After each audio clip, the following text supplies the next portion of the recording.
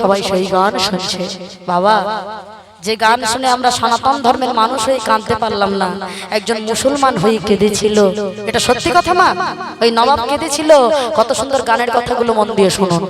আমার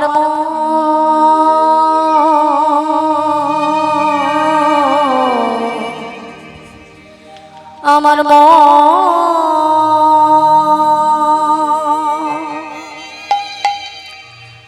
আমার মন মন্দিরে ওহে গোপীনা, আমি হয়তো তোমায় সোনার মন্দির করে দিতে পারবো না, কিন্তু আমার হৃদয়ে মাঝে একটা মন্দির আছে যেখানে তোমায় রাখতে পারি। আমার মন মন্দিরে মদন মোহন দাঁড়াবে নাকে গো আসে। উলুধ্বনি উলুধ্বনি হরি বল হরি বল হরি বল।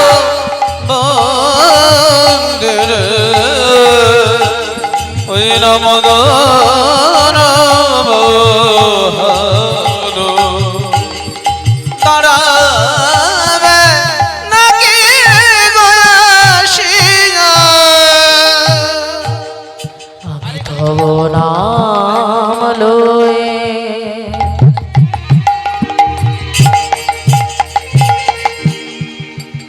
আমি ভাসিয়া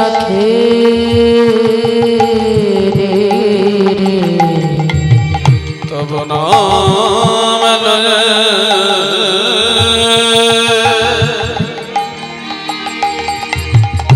আমি ভাসিয়া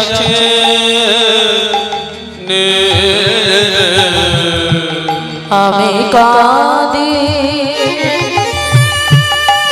আমি কাঁদি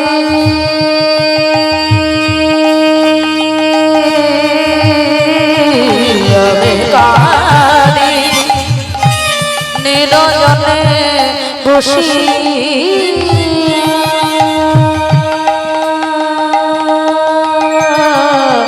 আমার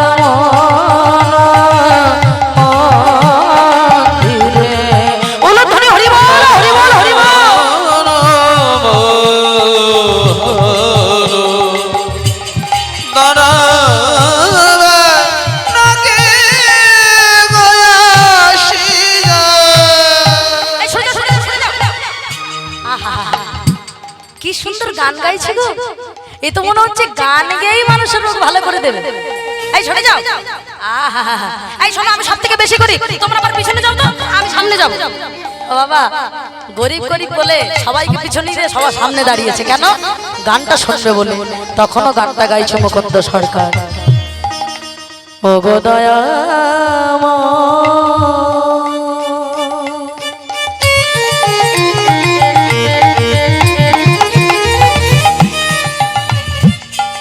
পতিত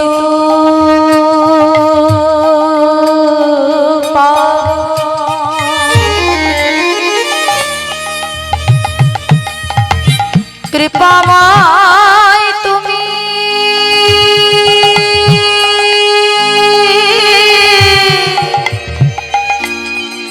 ভক্ত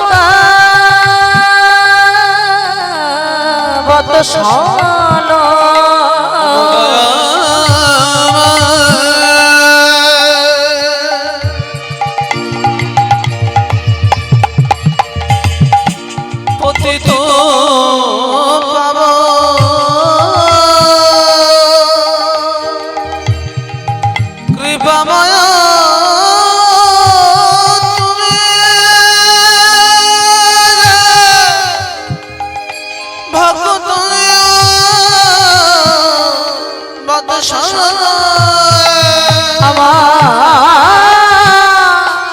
অন্তিম কানে দিয়েছি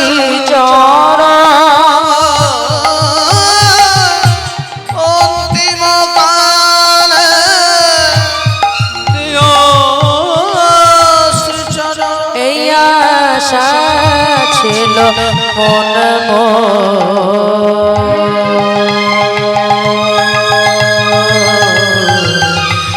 মন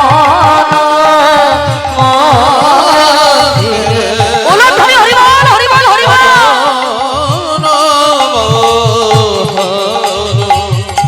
দাঁড়াবে নাকে গয়া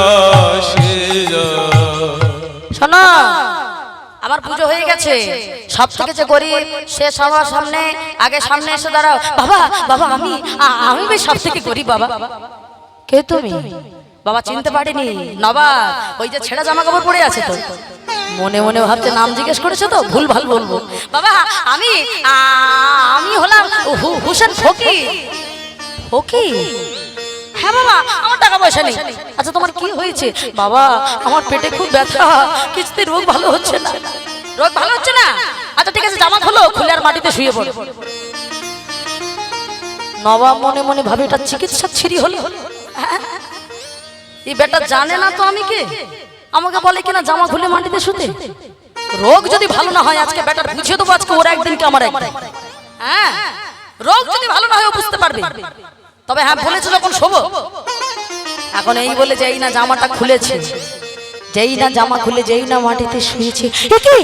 কি কবিরাজ, তোমার মাটির ভিতরে কি জাদু আছে নাকি? তোমার মাটিতে শোয়া মাত্র আমার যেন শরীরের যেন অর্ধেক রোগ ভালো হয়ে গেল, অর্ধেক ব্যথা ভালো হয়ে গেল। আর অল্প আছে তো। আসলে কি জানো, এটা মাটিরই গুণ। কত কত ভক্তের পদধূলা পড়ে তো ওটাই কাজ হয়ে গেছে। দেখেছেন বাবা, ধুলোর কত গুণ দেখুন। ধুলোর যদি গুণ না থাকতো আমার গৌর হরি তিনি কি আর ধুলোই গড়া করে দিত বাবা? ধুলোর যদি গুণ না থাকতো। সঙ্গে সঙ্গে বলছে কি আছিস? মন্দির থেকে গোপীনাথের প্রসাদটা নিয়ে, গোপীনাথের প্রসাদ নিয়ে আর জড়িবুটি মিশিয়ে যেই না মুখের মধ্যে দিয়েছে, যেই না একবার সেবা করেছে, আহা এত বড় কবিরাজ! না না না, এত বড় কবিরাজ এই অজপাড়া গায়ে পড়ে থাকতে পারে না। কালকেই তুমি আমার সাথে আমার রাজধানীতে যাবে। রাজধানী? কে তুমি ফকির বাবা? রাজধানী তুমি আবার কোথা থেকে পেলে? তুমি তো ফকির।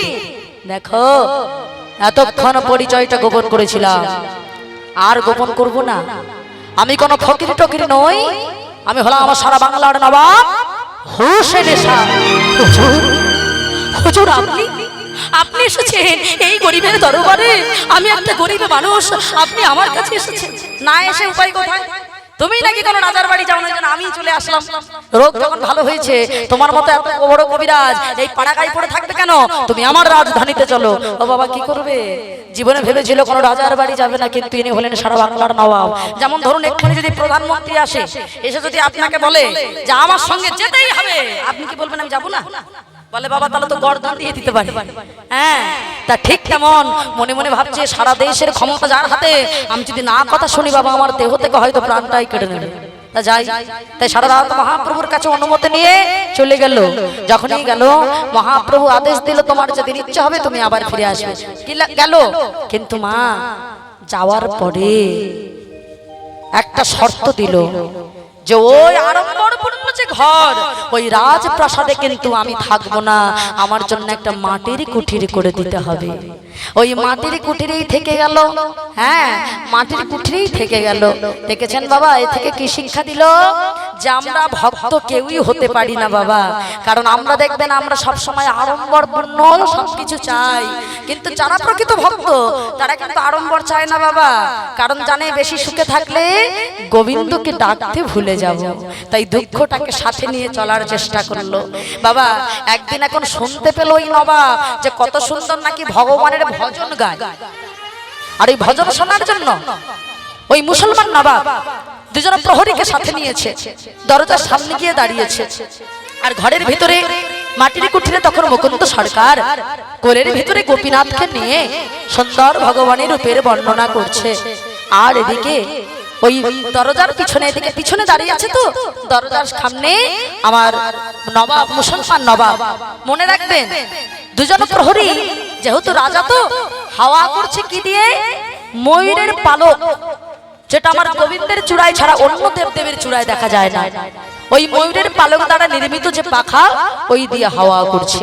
আর কত সুন্দর করে ভগবানের রূপের বর্ণনা দিচ্ছে মুকুন্দ সরকার, সেটাই বাবা নবাব দাঁড়িয়ে দাঁড়িয়ে শুনছে। মায়েরা খুব সুন্দর করে আস্বাদন করুন, কত সুন্দর করে গাইছে। আমার কানসি বিনোদরায়, আমার কানসি বিনোদরায়, উলুধ্বনি হরি বল হরি বল। কানসে বিনোদরায়, আমার কানসে বিনোদরায়, ও তার বিনোদ চিকুরে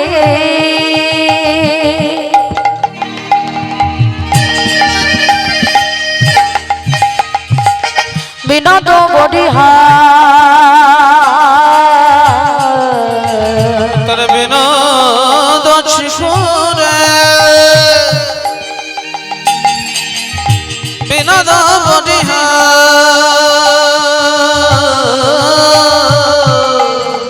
ওই দেখো আহা ইউডিছি বিনোদ রায়, আমার কানস বিনোদ রায়, উলুধ্বনি হরি বল হরি বল হরি বল। কানসে বিনোদরায়, আমার কানসে বিনোদরায়। কবিরা, ও কবিরা, বাবা ডেকেই চলেছে কিন্তু সাড়া দিচ্ছে না কেন? কারণ তার বাবা এখনো জীবাত্মা তো পরমাত্মার সঙ্গে বিলীন হয়ে গেছে। যতই পিছনে ডাকুক না কেন তবু কিন্তু শুনতে পাচ্ছে না, কারণ তিনি তো গোবিন্দ ধ্যানে মগ্ন, তখনও গিয়ে চলেছে। আর এদিকে বাবা নবাব ডেকেই চলেছে। আহা বিনোদ কপালে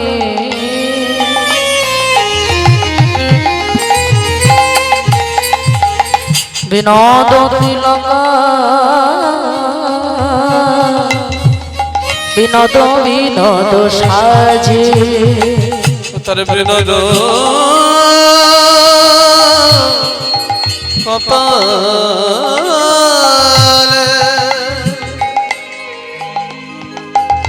বিনোদ তিলক,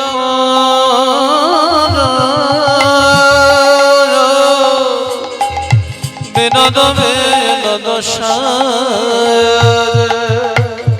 এটা যেহেতু যদুনাথ দাসের পদ বাবা, কিন্তু পুরোটাই এখন গাইব না, শেষে রূপের সময় গিয়ে তখন পুরোটা গাইব। ও তার বিনোদয় ধরে বধু হে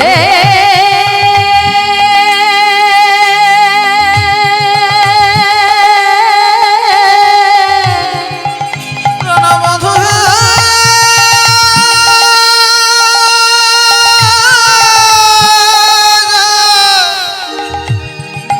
প্রাণবধূ হে,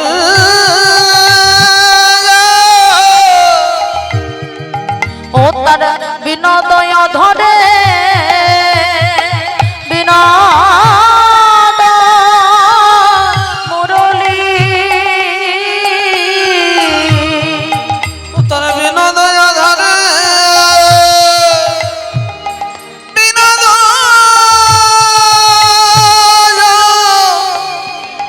মুরলী। আহা বিনোদ বিনোদ বাজে কানসে বিনোদ রায়, আমার কানসে বিনোদ রায়, উলুধ্বনি হরি বল হরি বল হরি বল। বিনোদরায়, আমার কানসে বিনোদরায়, আমার কানসে বিনোদরায়। কবিরাজ, ও কবিরাজ, আমি কখন থেকে তোমাকে ডাকছি, কিছুতেই তুমি আমার ডাকে সাড়া দিচ্ছ না। ও বাবা, যেই না চিৎকার করেছে, এতক্ষণ গোবিন্দের ধারে ভগ্ন ছিল, তাড়াতাড়ি চিৎকার শুনে পিছন ফিরে তাকিয়েছে। আর যেই না তাকিয়েছে, মায়েরা কি দিয়ে হাওয়া করছিল বললাম? ময়ূরের পালক, ওই যে হাওয়া করছিল, হঠাৎ দেখতে পেল ময়ূরের পালক। যেই না দেখেছে ময়ূরের পালক, দেখলো ততক্ষণে ময়ূরের পুচ্ছ, ততক্ষণে কৃষ্ণ মদন আর থাকতে পারল না। আচার কে বলল, এই কৃষ্ণ করুণা সত্য দিন গোপীশ গোপিকা কান্ত রাধা কান্ত নমস্তুতে। একি ও কবিরাজ, আর তুমি অজ্ঞান হলে কেন? তাড়াতাড়ি করে জলের ছিটে দিয়ে তুলেছে বাবা। এই জায়গাটা খুব শিক্ষার কথা বাবা, মন দিয়ে শুনবেন। যেই না ঘুম থেকে এবার এই যে অজ্ঞান হয়ে গিয়েছিল, যেই না জ্ঞানটা ফিরেছে, মনে মনে ভাবছে আমি যদি সত্যি কথাটা বলি যে গোবিন্দের ওই যে চূড়ায় ময়ূরের পালক থাকে, তাই দেখে আমি এমন অজ্ঞান হয়ে গেছিলাম। কিন্তু কথাটা তো বলা যাবে না, কেন? এই জায়গাটা খুব ভালো করে শোনো মা। উনি হলেন মুসলমান, আমি হলাম হিন্দু। আমার মনের ভাব যদি ওনাকে বলি, উনি তো উপহাস করতে পারে, আর উপহাস করলে আমার খারাপ লাগবে না, আমার গোবিন্দের তার থেকে অনেক বেশি খারাপ লাগবে। দেখেছেন বাবা, যে জন প্রকৃত ভক্ত হয় কখনো ভগবানকে কারোর কাছে ছোট হতে দেয় না। মনে রাখবেন, আপনার যত বড় প্রিয়জন হোক না কেন, যদি আপনার ভগবানকে নিয়ে কোনো নিন্দা কথা বলে, ওরকম আপনজন থাকার থেকে না থাকাই ভালো মা। যে সৃষ্টিকর্তাকে মানে না, মনে মনে ভাবলে একটু মিথ্যে কথা বলি। আসলে হুজুর, আমি তো সবার রোগ ভালো করি, আমার নিজের একটা রোগ আছে, সেটা হলো মৃগী রোগ। চুপ করো, চুপ করো। কি মনে করেছো তুমি আমি মুসলমান বলে আমি তোমার মনের ভাব বুঝি? শোনো, আমি বুঝতে পেরেছি তুমি এই যে ময়ূরের পালক দেখে তোমার আসলে গোবিন্দের কথা মনে পড়েছে। হুজুর, আপনি আপনি কি করে জানলেন? জানবো না? তোমরা যাকে কৃষ্ণ বলো, আমরাই তো তাকে আল্লাহ বলি। কি বাবা, ভেদাভেদ তো করেছে কেবল আমরা, মানুষরা ভেদাভেদ করেছে। যেই আল্লাহ সেই বাবা যিশু, সেই বাবা খ্রিস্টানের কাছে তেমন যেমন যিশু হয়, মুসলমানের কাছে যেমন আল্লাহ হয়, তেমন আমাদের কাছে সেই আবার গোবিন্দ হয়। শুধু মাঝখান থেকে আমরাই ভেদাভেদ করে মরেছি বাবা। সঙ্গে সঙ্গে বলে বসলো, দেখো আমি মুসলমান বলে তুমি ভেবেছিলে আমি কোথায় বুঝতে পারবো না। মনে রেখো, আমি হলাম সারা বাংলার নবাব। মানুষের মনের কথা যদি নাই বুঝতে পারবো, আমি নবাব হলাম কি করে? দেখুন কত বড় উত্তর দিল। হায় হায় হুজুর, আমি ভুল করেছি, আপনার মতো ভক্তের কাছে মিথ্যে বলি। না না, ভুল তুমি করোনি, ভুল আমি করেছি। তোমার মতো নিষ্ঠবান ভক্তকে আমি আমার কেনা গোলাম বানিয়েছিলাম। তাই তুমি বাড়ি ফিরে যাও। ও মুকুন্দ, শোনো শোনো, সবাইকে যেহেতু তুমি বিনা পয়সায় চিকিৎসা করো, তাই শ্রীখণ্ড গ্রামটা আমি তোমার নামে লিখে দিলাম। দেখুন ভাইরা, শ্রীখণ্ড গ্রামটা আজকে পেয়ে গেল। সারা জীবন ভগবানের কাছে চেয়ে চেয়ে আমরা কিছু পাই না, আর যে চাইলো না সে একটা গ্রামের রাজা হয়ে গেল বাবা। বাড়ি ফিরে গেল, কিন্তু কথাই বলে মা, সুখ দুঃখ মিলে হলো দুই ভাই।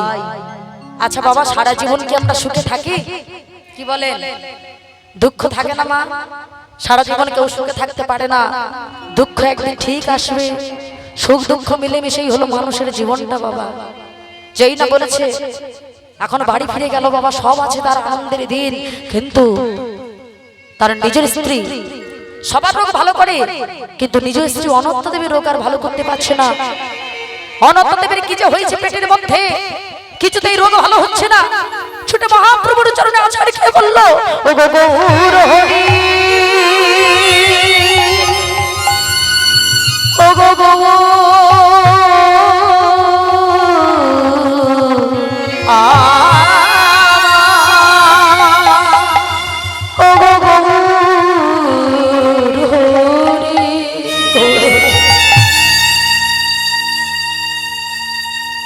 সবার রোগ ভালো করলাম, কেবল নিজের স্ত্রীর রোগ ভালো করতে পারছি না।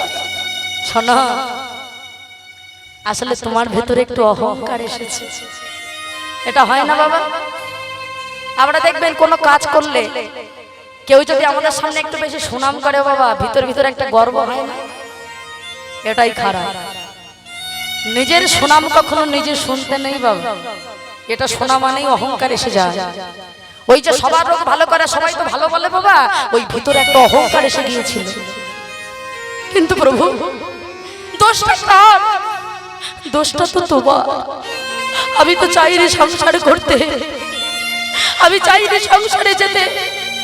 সংসারে থাকতে থাকতে কখন অহংকার এসে যায় বুঝতে পারি না।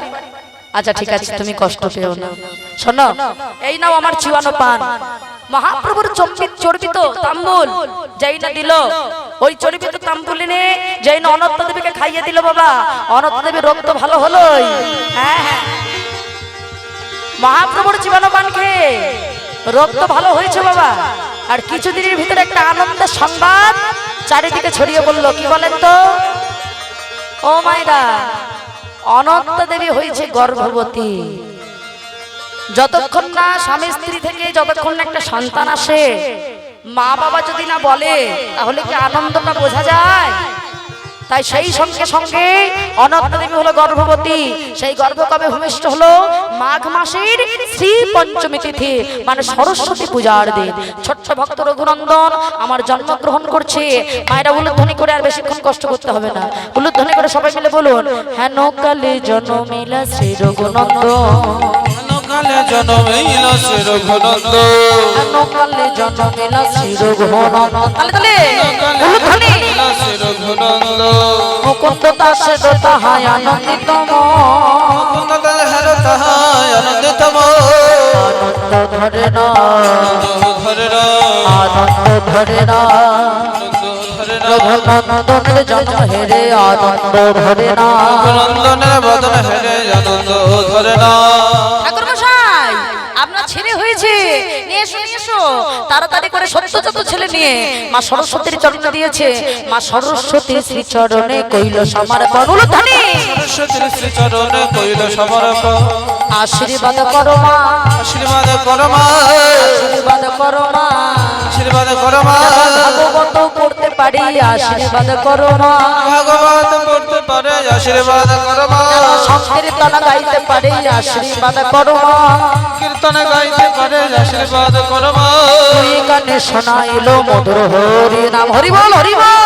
গাইলো মধুর হরিলো, মধুর হরি নাম শোনালো, রাম শোনালো, হরি নাম শোনালো, রাম শোনালো, মায়ার কথা শোনার আগে হরি নাম শোনালো, হরি রাম শোনালো। মায়ার কথা শোনার আগে হরিনাম শুনিয়ে দিয়েছে। হ্যাঁ গো বাবা, ওই মায়ার কথা শুনে আর যেই না হরিনামটা শুনেছে। আচ্ছা বাবা, আমরা বহু এই যে জাগতিক জগতে যে আমরা বসবাস করছি, আমরা সব সময় মায়ের কথা শুনি না বাবা। এই যেমন আমরা ছেলে মেয়ে আত্মীয় স্বজন নিয়ে আছি, যা কিছু সংসারের কথাগুলো তো মায়ের কথাই, কিন্তু মায়ার কথা শোনানোর আগে ছোট্ট ছেলেটার কানে যদি বাবা সংকীর্তনের ধ্বনি দেওয়া হয়, তার কি এই জায়গাটার মায়ের কথা বসে? ছেলেটা ধীরে ধীরে বড় হয়ে উঠছে, মা এইটুকু টাইম খুব মন দিয়ে শুনবেন। হ্যাঁ, যার নিয়ে আমরা এতক্ষণ ধরে ঘুরে ঘুরে আসলাম বাবা, এই ছোট্ট ভক্ত রঘুর সেবাটা দেখুন। ছেলেটা এখন ধীরে ধীরে বড় হয়ে উঠেছে, মাকে প্রশ্ন করছে। এখনো 5 বছর হয়নি বাবা, সবে কথা বলতে শিখেছে। মাকে প্রশ্ন করছে, ও মা, মা ওই মন্দিরে কে থাকে গো মা? ওই মন্দিরের মধ্যে বাবা প্রতিদিন নাড়ুর থালায় করে কত কত নাড়ু নিয়ে যায়। ও মা, মন্দিরের মধ্যে কে থাকে গো? কি বলেন মায়েরা? আমরা হলে কি উত্তর দিতাম? যে মন্দিরে পাথরে ঠাকুর থাকে। সে উত্তর তো দেয় না, বলে বসলো, শোনো বাবা, ওই মন্দিরের মধ্যে কে থাকে জানো? মন্দিরের মধ্যে থাকে আমার বড় ছেলে, যার নাম হলো গোপীনাথ, আর তুমি হলে আমার ছোট ছেলে, তোমার নাম হলো রঘুনাথ। কিন্তু মা, তাহলে তো ওটা তার মানে আমার দাদা হয়। ও মা, তার মানে দাদা কিছু খায় না? বাচ্চা ছেলে তো, কারণ দেখে বাবা নাড়ু নিয়ে যায়, যেমন নিয়ে যায় তেমন নিয়ে আসে। হ্যাঁ, প্রশ্ন করছে, উত্তরটা দেখুন মা। আমরা বলতেই পারতাম যে পাথর ঠাকুর কিছু খায় না, কিন্তু মার শিক্ষাটা দেখুন। বলে বসলো, শোনো বাবা, তোমার ওই যে দাদা আছে না, তাকে অনেক কাঁদতে হয়, অনেক সাধতে হয়, তবেই সেবা করে। দেখুন মায়েরা, ভিতরে প্রবেশ করিয়ে দিল। আপনার ছোট্ট বাচ্চা যে সবে কথা বলতে শিখেছে, যার এখনো জ্ঞান হয়নি ভালো করে, আপনি যদি ছোট থেকে তার কানের ধারে একটা কথা বলতে থাকেন, বাবা ওই ভগবানের কাছে গিয়ে যদি কাঁদা যায়, কাঁদার মতো যদি কাঁদা যায়, তাহলে ভগবান ঠিক সেবা করে। আচ্ছা বলেন তো মা, ওটাই শিখবে নাকি? ওটাই শিখবে? ছোট্ট ছেলেটা বলে বসলো, ও মামা, আমার দাদার গায়ের রংটা কি আমার মতো ফর্সা? না বাবা, তোমার দাদার গায়ের রংটা একটু কালো, কিন্তু বাঁশিটা বাজায় খুব ভালো। দেখেছেন, ইচ্ছাটারও বেড়ে গেল, কিন্তু মন্দিরে যেতে পারে না। কেন? কারণ এখন 5 বছর হয়নি। অনেক জায়গায় নিয়ম আছে মা, 5 বছর আগে মন্দিরে বাচ্চাদেরকে একা একা যেতে দেয় না। কেন বলেন? 5 বছরের আগে পুরী ধামের মন্দিরের মধ্যে বাচ্চা একা যেতে পারবে না। কেন? তার কারণ ওরা পায়খানা প্রস্রাবের নিয়ন্ত্রণ জানে না, তাই বাবা। হ্যাঁ, কারণ মন্দিরের মধ্যে যদি একটা ছোট্ট বাচ্চা পায়খানা প্রস্রাব করে দেয় মন্দির অপবিত্র হবে না। ওই জন্য একা একা অনেক জায়গায় নিয়ম আছে, বাচ্চাদের যেতে দেয় না। এখন রঘুর বয়স 5 বছর হয় না, দেখতে দেখতে মাঘ মাসে শ্রী পঞ্চমী তিথি আসলো, রঘুর বয়স 5ম বছর উত্তীর্ণ হয়ে গেল। আর যেই না 5ম বছর উত্তীর্ণ হয়ে গেছে, ঠিক এমন সময় দূর থেকে একটা ছোট্ট ছেলে, কালো বর্ণের ছোট্ট ছেলে ছুটে আসলো। কবিরাজ মশাই, কবিরাজ মশাই, আমার বাবা খুব অসুস্থ, আপনি এক্ষুনি চলুন, নচেত আমার বাবা যে মারা যাবে। হায় হায় হায় হায় হায় গোপীনাথ, এখনো তোমার সেবা দিয়ে দিই, এদিকে তোমার সেবা, এদিকে আমি জীবের সেবা, আমি কি করব? হঠাৎ দেখতে পেল দূরে দাঁড়িয়ে আছে ছোট্ট রঘু। এই রঘু, এদিকে এদিকে আয়। প্রকট শ্রী খণ্ডবা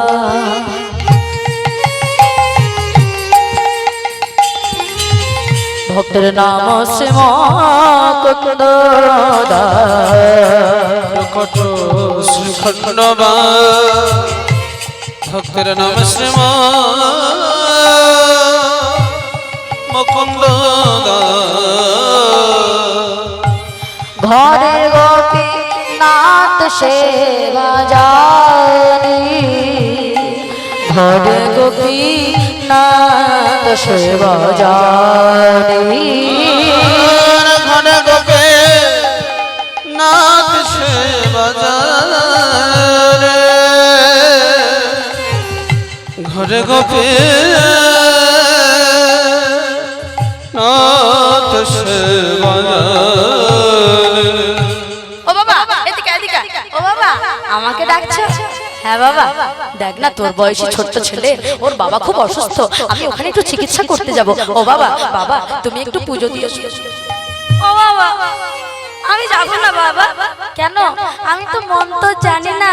ও বাবা, আমি দরজায় কান পেতে শুনেছি তুমি কত মন্ত্র বলো, আমি তো মন্ত্র জানি না। এই রঘু, কি বললি?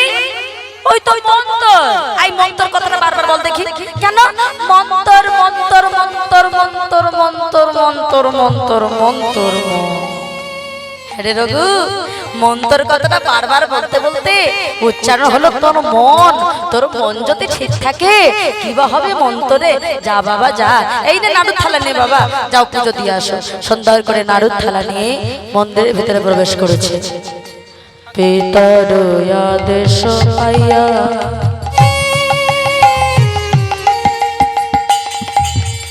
শ্রী রঘুনন্দন জয়, আদেশ পাইয়া শ্রী রঘুনন্দনে জয়া,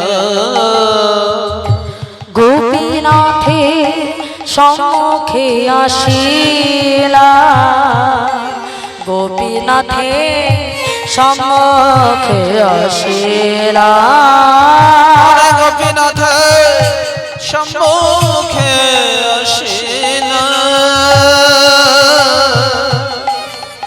গোপীনাথ সম্মুখে আসিলা। হে গোপীনাথ নারু সেবা করো, গোপীনাথ নারু সেবা করো, গোপীনাথ। একি ও দাদা খাচ্ছ না কেন? ও আমি মন্ত্র জানি না বলে? জানো দাদা, আমার মা বলেছে তোমার কাছে নাকি অনেক সাধতে হয়, অনেক কাঁদতে হয়। আচ্ছা দাদা, আমারই তো ভুল হচ্ছে, কারণ মাথায় যদি এরকম একটা ভারী চূড়া থাকে সে খেতে পারে নাকি?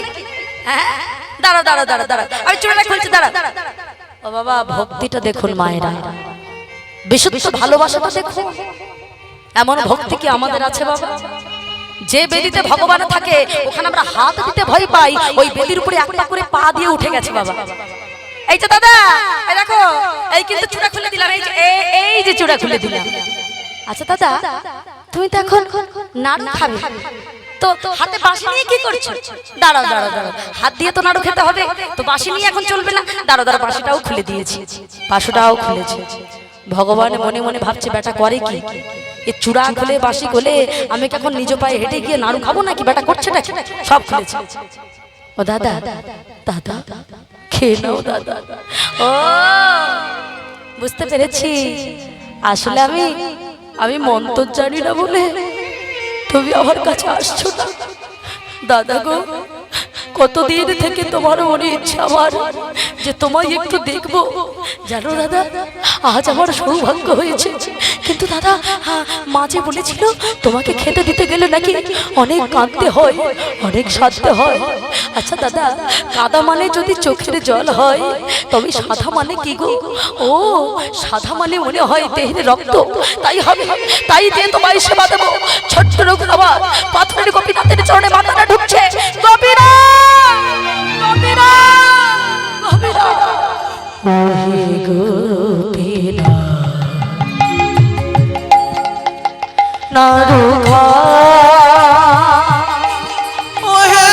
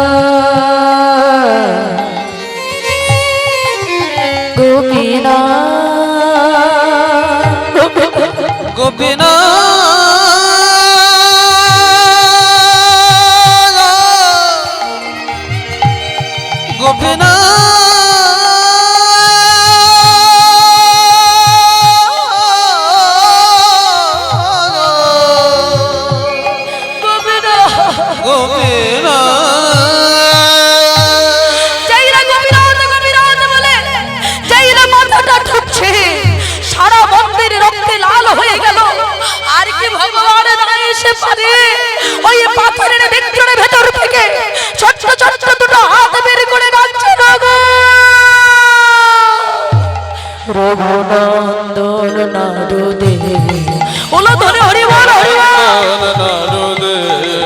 রঘুনন্দন নারদে, রঘুনন্দন নারদে, গোপীনাথ,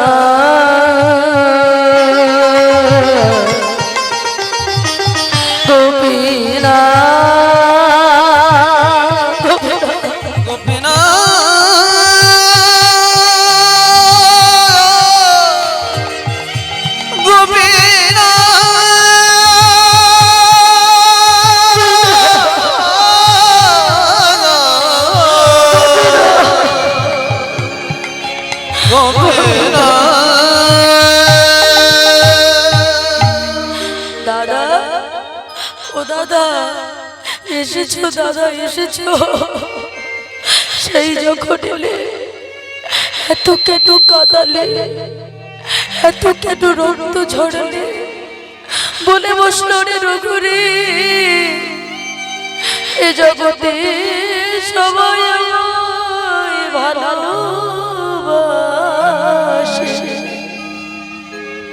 কিন্তু তোর মতো করে মন চোখের জল দিয়ে কেউ ডাকে না। ওরে রঘুরে, চোখের জল দিয়ে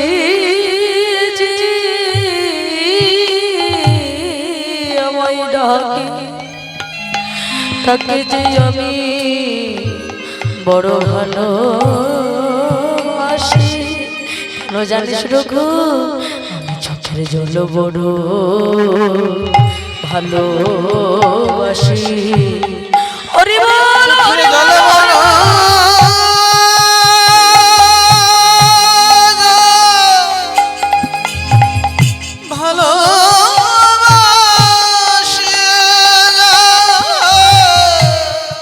আমি অন্য কিছু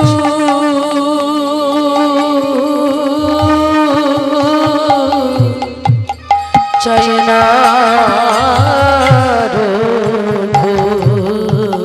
চোখের জল বড় ভালোবাসি।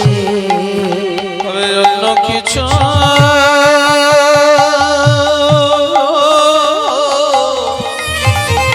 চাই না রে,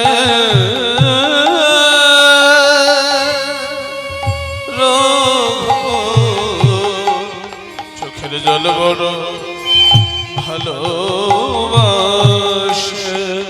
রঘু, রঘু রে, দেরি করিস না, তাড়াতাড়ি খাইয়ে দে। ও বাবা, ভগবান কি ভাবছে, এক্ষুনি তো সবাই চলে আসবে, মুকুন্দ সরকার চলে আসবে, আমি তো সবাইকে দেখা দিতে পারি না। এই রঘু, এই তাড়াতাড়ি দে না। এখন যেই বাবা বলেছে তাড়াতাড়ি দেওয়ার কথা, হ্যাঁ গো বাবা, এখন ভক্ত দিচ্ছে, একটু দেরি তো হবে। হঠাৎ করে ভগবান মনে মনে ভাবছে আমার পুরাতন অভ্যাসটা বরং ঝালাই করে নি। এখন বাবা রঘু যদি একটা দেয়, গোপীনাথ নিজে থেকে একটা তুলে খেয়ে নেয়।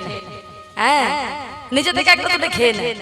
এখন এমন ভাবে খেতে খেতে ওই থালার ভিতরে দেখা যাচ্ছে একটাই নাড়ু পড়ে আছে। বাবা গোপীনাথ দেখছে একটা নাড়ু, রঘু দেখছে একটা নাড়ু। এই নাড়ুটার উপরে যাই না গোপীনাথ হাত দিতে যাবে, রঘু হাত ধরেছে, দাঁড়াও। তাই বলি এত নাড়ু যায় কোথায়? হ্যাঁ, এত নাড়ু যায় কোথায়? ও দাদা, ওই শেষ নাড়ুটা কিন্তু খাবে না, আমার বাবা প্রসাদ না পেলে কিচ্ছু সেবা করে না। এই রঘু, ওই নাড়ুটা যদি না দিস, তোর বাবা আসলে বলবো যে সব নাড়ুগুলো তুই একা খেয়েছিস। দেখেছো তুমি কেমন মিথ্যাবাদী? আচ্ছা ঠিক আছে, দেবো দেবো, কিন্তু শোনো, তাহলে তুমি হা করো, তোমাকে আমি খাইয়ে দিই না। সবগুলো খেয়েছি, এবারটা হাতে দে। যাই না হাতে দিয়েছে, বলছে রঘু, এ রঘু, এবার তুই মুখটা খুলতে কি? না না না না, আমি খাবো কেন? আমি তো ব্রাহ্মণ, আমি খাবো না। শোন, তুই আমার ভাই আর আমি তোর দাদা, তুই ভাই হয়ে দাদাকে দিলি, আর দাদা যদি ভাইকে না দেয় সবাই জগতে কলঙ্ক দেবে না? মুখটা খোল বলছি। এবার মুখ তো হা করছে না বাবা, ভগবানও কৌশল জানে, মুখের এইখানে চেপে ধরেছে, আর এখানে যেই না চেপে ধরেছে বাবা, মুখটা হা হয়ে গেছে, আর যেই না হা হয়ে গেছে নাড়ু খানা মুখের মধ্যে দিয়েছে। খা বলছে, কে খা, নাড়ুটা খেতে বাধ্য। যেই না খেয়েছে বলছে, এটুকু বাইরে যা, বাইরে যা, তোর মা অনেকক্ষণ ঘুরছে, কিন্তু কি ভাবছে কে জানে, তাড়াতাড়ি বাইরে যা। এখন অনন্ত দেবী খুব চিন্তা করছে, ছেলে কোনোদিন মন্দিরে যায়নি, আজকে কি এমন করছে রে বাবা, এতক্ষণ লাগছে। তাই না তাড়াতাড়ি করে যেই না দরজাটা খুলেছে, আর হঠাৎ করে অনন্ত দেবী, এই রঘু, এই কি করছিস তুই এতক্ষণ? কেন মা? দাদাকে তো নাড়ু খাওয়াচ্ছিল। নাড়ু? সত্যি তো, থালায় নাড়ু কোথায়? কেন? সব দাদা খেয়েছে। ও, এতদিন তোমার বাবা পুজো দিল, তখন তোমার দাদা খেলো না, এখন তোমার দাদা খেলো। এই মুখ খোল, হাকর বলছি। ও মা, বিশ্বাস করো আমি খাইনি। হ্যাঁ গো মায়েরা, সব নারীগুলো গোপীনাথ খেলো, শেষেরটা কোথায় দিয়েছিল? শেষেরটা, শেষেরটা কোথায়? রঘুর মুখের মধ্যে। এখন রঘুর মুখের মধ্যে দুটো লেগে আছে বাবা। এখন যেই না মুখটা হা করেছে, ওই তো, ওই তো নাড়ু দেখা যাচ্ছে। ও মা, বিশ্বাস করো সব নাড়ুগুলো দাদা খেয়েছে, শেষেরটা কেবল আমায় দিয়েছে। ও আচ্ছা, এখন এটা আমার বিশ্বাস করতে হবে। এখন এদিকে উল্টো দরজা দিয়ে মুকুন্দ সরকার চিকিৎসা করে এসে উপস্থিত। আসিয়া মুকুন্দ দাস কহে বালকের পাশে, আসিয়া মুকুন্দ দাস কহে বালকের পাশে। প্রসাদ নৈবেদয়ান দেখি, প্রসাদ নৈবেদয়ান দেখি,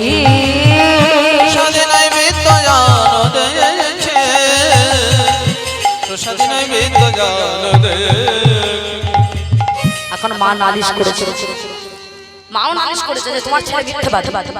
কিন্তু বাবা মুকুন্দ সরকার কিন্তু সেদিন সারা রাত আর ঘুমায় নাই, ভাবছে কোনটা সত্যি কোনটা মিথ্যে, আমাকে প্রমাণ করতে হবে।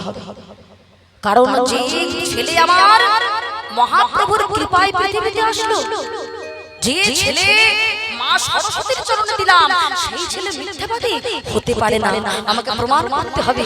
মায়েরা সারা রাত না ঘুমিয়ে পরের দিন সকাল হতে না হতে নাড়ুর থালা সাজিয়েছে, রঘুকে ঘুম থেকে টেনে তুলে স্নান করিয়েছে। বাবা, ও বাবা, আজকে একটু দাদাকে যাও তো সেবা দিয়ে আসো। না বাবা, আমি যাব না, গতকাল কেউ বিশ্বাস করেনি, তুমি মানোনি, ওদিকে আমার, ওদিকে গোপীনাথ খেতে চায় না, আমি যাব না বাবা। ও বাবা, আসলে মা কেন বকেছে বলো তো? ওই যে তুমি দরজাটা বন্ধ করে বসে থাকো না, বাচ্চা ছেলে, মায়ের খুব চিন্তা হয়। ও বাবা, আজকে না তুমি দরজাটা বন্ধ করবে না, দরজাটা হালকা করে ভিজিয়ে দরজাটা খোলা রাখতে বলেছে। এদিকে ছোট্ট রঘু আমার মন্দিরের ভিতরে প্রবেশ করেছে। দাদা, ও দাদা, গতকাল জানো কেউ বিশ্বাস করেনি, মাও মানিনি, তুমিও ওইদিকে খেতে চাও না, বাবাও বিশ্বাস করে। ও দাদা, আজকে দেরি করবো না, খেয়ে নাও দেখি, তাড়াতাড়ি খেয়ে নাও। এ কি, তুমি খাচ্ছ না কেন? ও আচ্ছা আচ্ছা, আমি মন্ত্র জানি না বলে আবার প্রথম দিনকার মতো আবার চূড়া খুলেছি, আবার বাসি খুলেছি। যখন আসছে না দেখছে, নিজের মাথাটা নিয়ে প্রথম দিনের মতো আবার গোপীনাথের চরণে মাথাটা ঠুকছে। গোপীনাথ, গোপীনাথ, গোপীনাথ। মাথা ঠুকতে ঠুকতে সারা মন্দিরে রক্তে লাল হয়ে গেল। আজ আর গোপীনাথ আসছে না। ও মায়েরা, আসবে কি করে? ভগবান কি সবাইকে দেখা দেয়? দরজার বাইরে তো মুকুন্দ সরকার বসে আছে, রক্তে লাল হলেও আজ আর ভগবান আসছে। এ কি দাদা গো, আজ তুমি মিথ্যেবাদী প্রমাণ করালে। না না, এত সহজে আমি ছাড়ছি না। মন্দিরের যে জল চৌকি ছিল, সমস্ত পুঁথিগুলো নামিয়েছে। গোপীনাথের গলায় যে উড়ুনি ছিল, একখানে উড়ুনিটি খুলেছে। ওই উড়ুনি নিয়ে ওই চৌকি উপরে উঠে মন্দিরের কড়ি কাঠের গায়ে উড়ুনিটি ভালো করে বেঁধে গলায় ফাঁস দিয়ে দাঁড়িয়েছে। গোপীনাথ দাদা, এই যে আমি গলায় দড়ি দিলাম, এইবার আমি মরবো। দেখি দেখি তুমি না এসে কি করে মানো। যেই না গলায় দড়ি দিয়ে যেই না চলে পড়তে যাবে ছোট্ট রঘু, আর কি ভগবান থাকতে পারে? ভগবান মন্দিরের সিংহাসন থেকে ছুটে আসছে। রঘু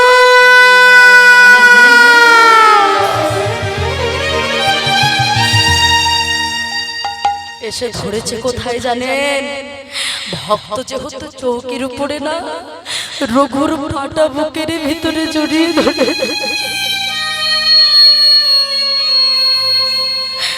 রঘু, রঘু রে, নেমে আয়, নেমে আয়, তুই মরিস না রঘু, তুই মরিস না। ও দাদা, তুমি দাদা হয়ে ভাইয়ের পা ধরেছ? কেন ধরেছে জানিস রঘু? এ জগতে যদি কেউ ভক্তের মতো ভক্ত হয়,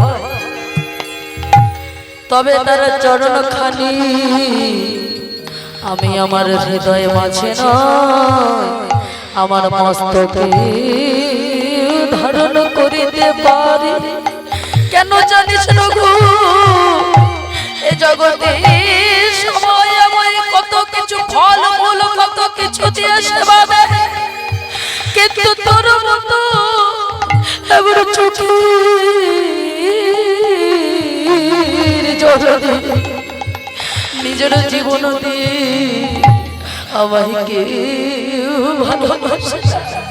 রঘু, কেন ধরেছি জানিস? আমি ভক্তের চরণ বড় ভালোবাসি। ওরে বল, চরণ বড়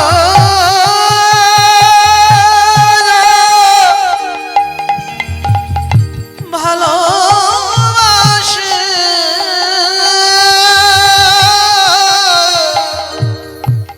ওই সাক্ষী আছে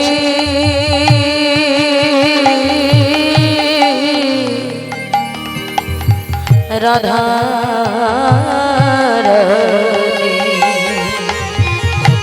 চরণ বড় ভালোবাসি। সাক্ষী আছে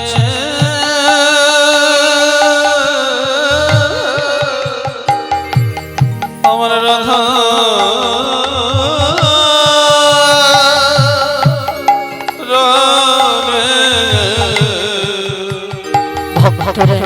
চরণ বড় ভালোবাসি। মেরা সাথে আছে রাধা, চরণ বড় ভালোবাসি। মেরা সাথে আছে রাধা, চরণ বড় ভালোবাসি। হরি বল, হরি বল, হরি বল, হরি বল। সাক্ষী আছে রাধা। চরণ মন ভালোবাসে। যেই না বলেছে বাবা, যেই না এই কথা বলেছে, ওই দুজনে যখন কথা হচ্ছে হঠাৎ বলে বসলো, শোনো দাদা, গলায় আমি ফাঁস খুলতে পারি, আগে ওই যে নাড়ুর থালা থেকে নিজে হাতে নাড়ু একটা খাও, যাও নাড়ু খাও। এখন বাবা ভক্তকে বাঁচানোর জন্য ভগবান যেই না নাড়ুর থালা থেকে ওই নাড়ু নিয়ে অর্ধেকটা মুখের মধ্যে অর্ধেকটা হাতে, ওদিকে মুকুন্দ সরকার বাইরে ভাবছে কি, আমার ছেলে মন্দিরের মধ্যে তুই একা, তবে কে কথা বলছে, তাড়াতাড়ি দরজাটা খুলেছে। একে যে ছেলে আমার মন্দিরে একা বসেছিল আর আমার যুগল বিগ্রহ, কিন্তু এই পাথরের ছোট্ট নাড়ু, এই নাড়ু গোপাল কি আনলো, এই গোপীনাথ কি আনলো, যার হাতে অর্ধ নাড়ু। একে আমি পাথরের নাড়ু গোপাল কোন থেকে দেখতে পেলাম, এই গোপীনাথ তো আমার ঘরে ছিল না। একে বাবা, তুমি পাথর দেখছো, আমি তো দেখছি আমার দাদা এক এক করে নাড়ু খাচ্ছে, কিন্তু আমি দেখতে পাচ্ছি না কেন? এমন সময় মন্দিরের মধ্যে দৈববাণী হলো, রঘু, তোমার যে নয়নের বিকাশ ঘটেছে তা তোমার বাবার হয়নি, তাই তুমি তোমার বাবার অঙ্গ পরশ করো। যাই না বাবার অঙ্গ পরশ করেছে, দেখতে পেল এক এক করে নাড়ু আমার গোপীনাথ সেবা করছে, আর থাকতে পারলো না, আছাড় খেয়ে পড়লো। এই কৃষ্ণ করুণা সিন্ধু দীনবন্ধু জগৎপতি গোপেশ গোপিকা কান্ত রাধা কান্ত নমস্তুতে। কি দেখলাম গোপীনাথ, কি দেখলাম। শোনো, আজ থেকে তোমার ছেলের সত্য ভক্তিতে আমি ভগবান এই অর্ধনাড়ু নিয়ে বসে থাকলাম শ্রীখণ্ডের মাটিতে। যত দূর থেকে ভক্তবৃন্দ আসবে সবাই দেখবে আমার হাতে অর্ধনাড়ু, তোমার ছেলের ভক্ত প্রমাণ করবার জন্য, আজকে প্রমাণ করানোর জন্য আমি হাতে এই যে অর্ধনাড়ু নিয়ে এসে আমি বসে থাকলাম। আপনারা যদি যান, যে ঘটনাটা শুনলেন মা, বর্ধমান জেলা কাটুয়া মহকুমার অন্তর্গত শ্রীখণ্ড গ্রাম, আপনারা যদি যান অবশ্যই দেখতে পাবেন সেই ছোট্ট গোপীনাথ এখন আছে। এবার নামের দলটা নিয়ে আসবেন, আমি সমাপ্ত করব। সবাই মিলে উলুধ্বনি করে মায়েরা, অধ্যক্ষ শ্রীখণ্ডপুরে অর্ধনাড়ু আছে করে, উলুধ্বনি শ্রীখণ্ডপুরে অর্ধনাড়ু আছে করে, শ্রীখণ্ডপুরে অর্ধনাড়ু আছে করে, শ্রীখণ্ডপুরে অর্ধনাড়ু আছে করে। দেখে যত ভাগ্যবান জানে, দেখে যত ভাগ্যবান জানে, দেখে যত ভগবান জানে,